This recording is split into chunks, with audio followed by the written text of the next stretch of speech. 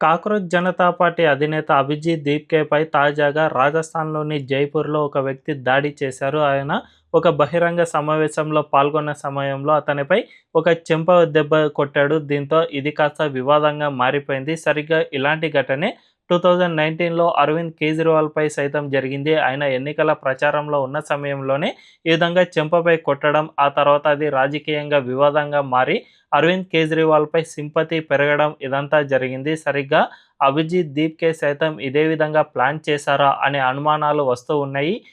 ఎవరైతే చెంప దెబ్బ కొట్టిన వ్యక్తి ఉన్నాడో ఆయన అందరి ముందే నేను ఒక దేశభక్తుడిని, మీరంతా కూడా దేశద్రోహులు అనే విధంగా మాట్లాడడం మనం వీడియోలో చూసాం. కానీ ఎవరైనా నిజానికి దేశభక్తుడు అనే వ్యక్తి ఈ విధంగా చెప్పుకోడు. ఆయన కావాలనే బహిరంగంగా అందరికీ తెలియాలి అనే ఉద్దేశంతోనే అలాంటి వ్యాఖ్యలు చేసినట్టు స్పష్టంగా అర్థమవుతుంది.